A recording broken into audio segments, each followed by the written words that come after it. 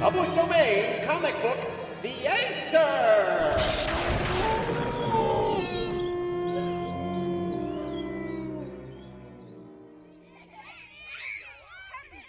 I want to talk to her. This instant. Talk to who? Who do you think, Cork? The producer. Dork. What now? What are all these kids doing around here? I hate kids. Have you read the script?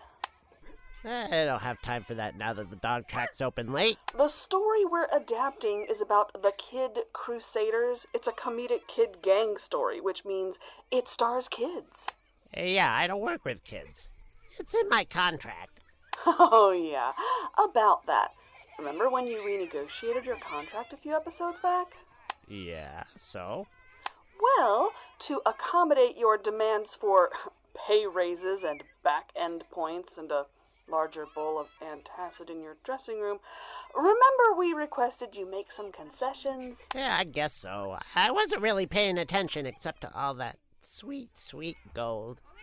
Well, your concessions included dispensing with the No Children or Animals clause and the costume approval rider. You fiend! It does explain the short pants you gave me. It looks like you've been hoisted on your own petard, my friend. I'll host you, you... Language! And we're on.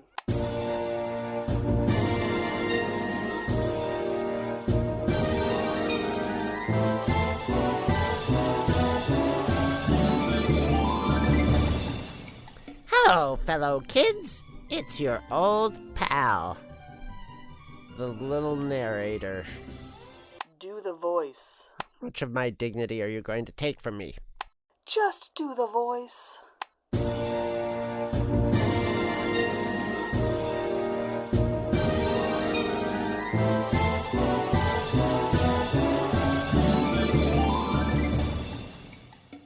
Meet the Kid Crusaders, youthful challengers of crime in their daring crusade against evil.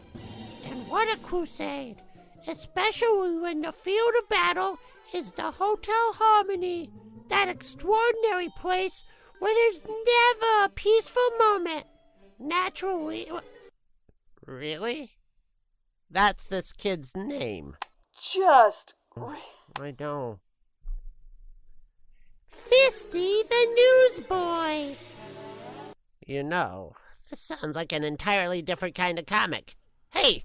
The lady said do the voice. All right. This is hell.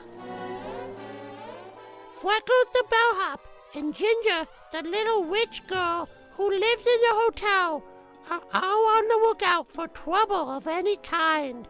But little do they expect the astonishing adventure that follows their strange encounter with the man who never left.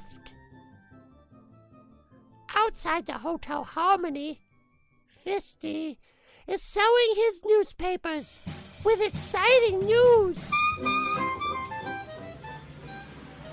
Buckstree, all about the guy who never laughs. Well, what do you know? Ralph Barton, the eccentric millionaire, is in town. Just imagine. They say this poor fella's never laughed in his life. He's been globe-trotting for the last 10 years looking for a laugh. Never even a sniggle. What's the rumpus about, Fisty? Ain't you heard? A guy named Barton just pulled into town. He's a big potato on account of he never laughed. Piper's picture. Personally, I feel sorry for the chump. He sure looks down in the dumps. Pipe that fancy buggy. It's him. It's Mr. Barton. He's gonna trek into the hotel. I hope you enjoy your stay here, Mr. Barton. We'll do our best to make things jolly for you. Don't make me laugh, son. All I need is some sleep. Been lying awake for weeks, trying to think of something funny. Life is very sad. Very sad indeed. Jiminy, there must be something that can make you laugh, Mr. Bodden. What about laughing gas? Tried that last year, my child. Didn't work. Had the saddest dreams for months after. There ain't nothing to making a guy laugh.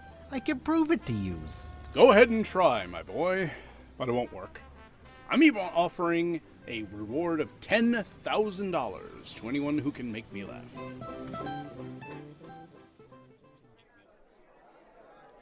The next day finds strange characters swarming through the hotel. I'm Daffy Longlegs. Kindly announce me to Mr. Barton. Hey, hold your horses. I was here first. All these characters barging into our establishment gives me the jitters. Who asked them here?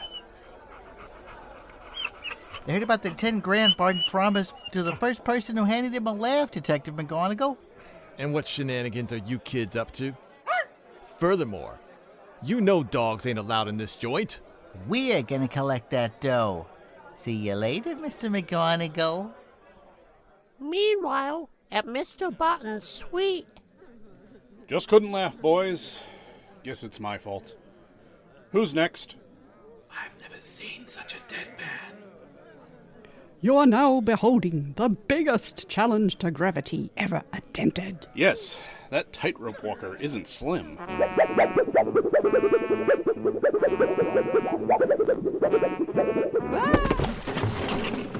Help! Let us out! Get a derrick! Somebody! Oh my! So sorry you fell. Hope you didn't hurt yourself. What? I don't get the joke. It's nuts. Come on, boys. Let's check it. Greetings, Mr. Bodden. How's Trix? Don't feel so well. Just had a shock. Lady had an accident. Mr. Barton, I want you to meet Lingo, the dog that talks. Hello, Mr. Barton. I'm glad to meet you. Excuse me for getting so maudlin, Lingo, but you remind me of my old dog who died last year. Never saw a more striking resemblance. Can you beat that? Personally, I was certain it would work, and it turned out to be a real tearjerker. I guess Mr. Bodden is a hopeless case. We better give up. Yeah, and look at that guy laughing at us. That burns me up. What's the joke, bloke? I used to be as sad as you, but that was before I went to Dr. Pepper's, the laughing clinic, and got cured. I've been laughing ever since. Here's the address. Find Dr. Pepper and you'll laugh yourself silly. Yep, he's my boy. Now we're getting places. Let's go. Presently. From your description, Mr. Barton's case sounds like a very complicated one. Very complicated. But you're the only one that can help the guy, Mr. Dr. Pepper. However, I like difficult cases. You may tell Mr. Barton that I guarantee to cure him. As a matter of fact, I will wager him $10,000 that I will have him laughing this Saturday night, and in public.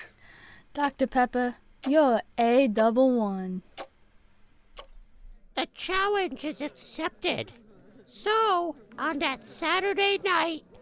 It's 8 o'clock. The doctor ought to be here any minute. Here he comes now. How do you do, Dr. Pepper? Mr. Barton is expecting you. I'll take you to his suite. Excellent. I want to start at once. You're just in time, Mr. and Mrs. Vanderbilt. Dr. Pepper is about to begin his demonstration. All society is here tonight, I believe. The better class of people, that is. Hey, McGonagall, we want to see the show. Sorry, kids. There's no more room. Furthermore, it's time for children to be in bed. You dirty double-crossing flatfoot! Did you hear that? Children. He called us children. I'll murder the bum. Hold on, Fisty. There's a skylight in Mr. Barton's room. Let's go to the roof.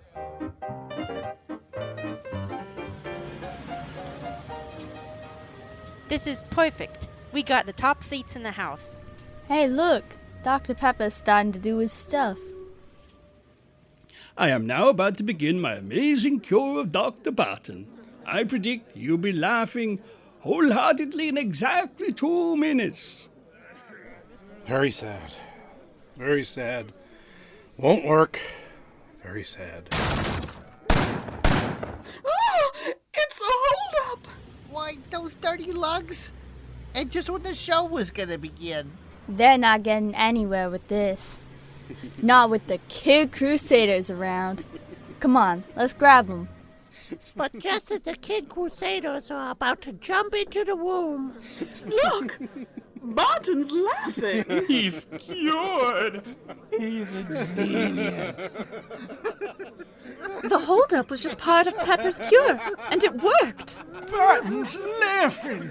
This is just too funny for words. I haven't had this much fun in years. Okay, you can have my wad of dough and any chicken feed I got. What a gag! Even the Kid Crusaders double over with laughter. Hot diggity. Pepper sure knows how to wow 'em off their seats. This murders me. He's scrambunctious. One of those mugs. He's the laughing boy who gave us Dr. Pepper's address. His mask dropped off. He can't fool me. That's him, all right. But he told us he hadn't seen Dr. Pepper in 2 years. Hey, then what are we laughing at? This is one time he's gonna laugh so hard he's gonna be in stitches. Something's gonna crack your face, and it won't be a smile. And now, you meddling whippersnappers, hand over the bag of valuables to Dr. Pepper. I'm sure he wants to return them to their owners. You say so, McGonagall. But you're making a mistake. Thank you, McGonagall. That's exactly what we're after. The valuables, and make it snappy. Let me have that swag, you brats. Certainly. You can have it. Like this. You got more business coming this way. This, for instance. Here's one that'll tickle your funny bone, you old fraud. Well, what do you know? Looks like I was right in the first place. Never did like the idea of all these characters in this hotel. Gosh, McGonagall, you're simply wonderful. Furthermore, wait till management hears how I got these crooks in tow. I'll get a raise. Of course, you kids will tell them all about how I did it. Certainly we'll tell him, McGonagall. After all, he was the best flatfoot in the business.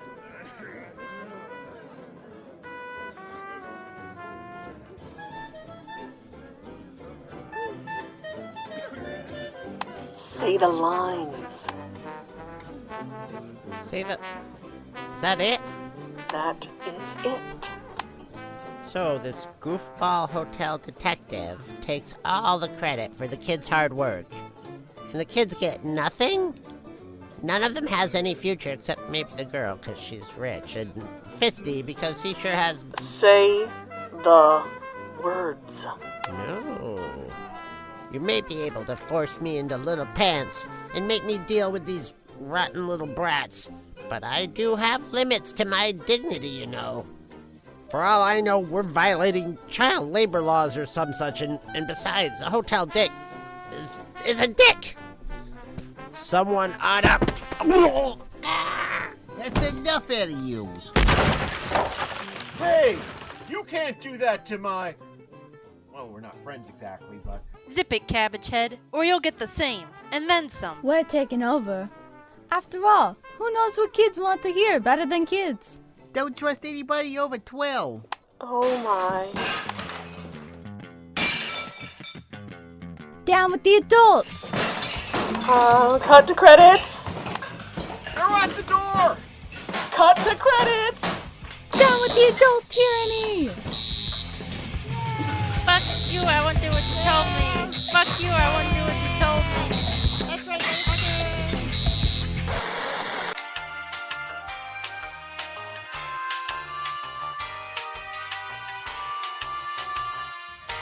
You've been listening to The Man Who Never Laughs, adapted by Thomas DJ and performed by the Akadakaganagon Theatre Works.